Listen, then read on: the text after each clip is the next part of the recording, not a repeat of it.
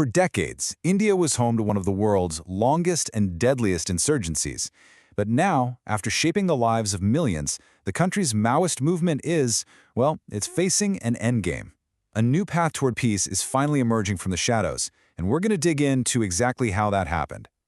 And make no mistake, this was never some fringe movement.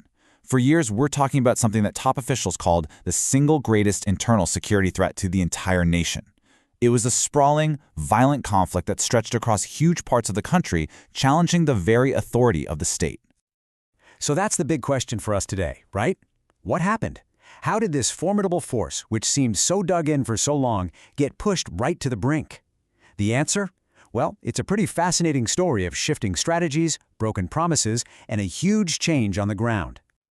Okay, so let's start with where things stand right now. The evidence that this insurgency is fading it's just undeniable.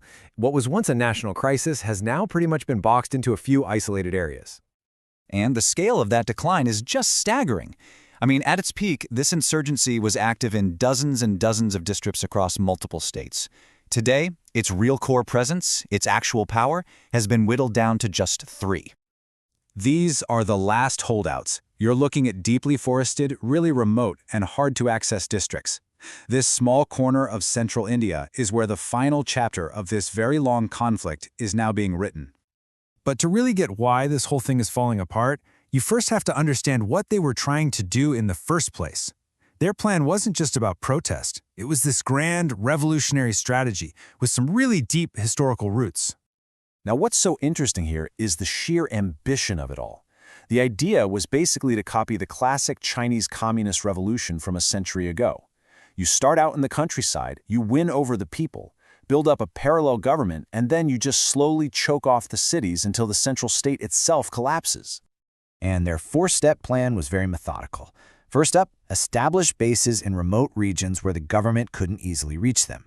Next, gain support by tapping into the very real grievances of neglected tribal communities.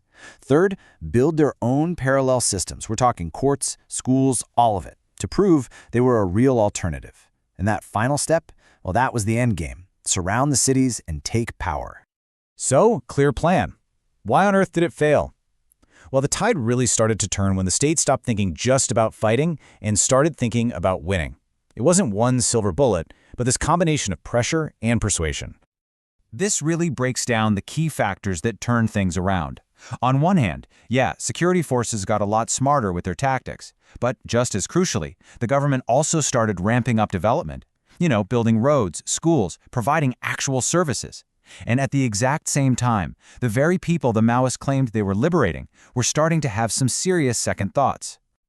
Now, this whole process wasn't a straight line. In the mid-2000s, an early counterinsurgency effort, a state-sponsored militia called Salwajudum, was notoriously brutal. It actually backfired, big time, driving more recruits straight to the Maoists. The real turning point came after India's Supreme Court banned it in 2011. That forced a shift toward a much more professional combination of security operations and, genuine development work. And this is where the whole ideological foundation of the insurgency just began to crack. See, the Maoists promised to lift up tribal communities, but in reality, their focus was always on the armed struggle, not on actual welfare. They promised liberation from state neglect, but people on the ground felt like they were just being used as pawns in a war.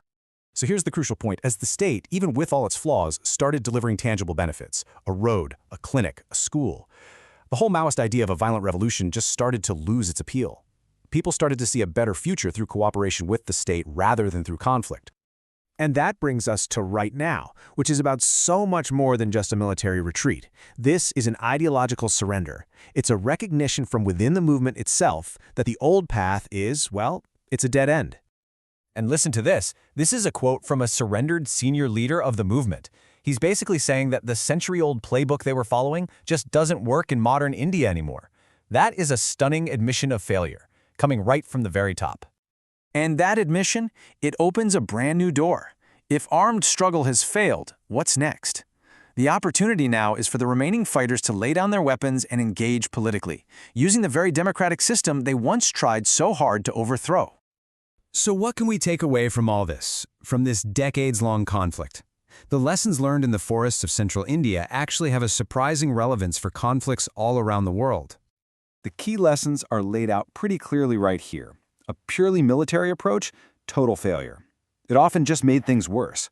But that dual strategy of security plus development, actually addressing the root causes like poverty and state neglect, that's what ultimately worked. It won over the local population, and without their support, an insurgency simply cannot survive. And you know what? This isn't just an Indian story. We've seen this same pattern play out all over the globe.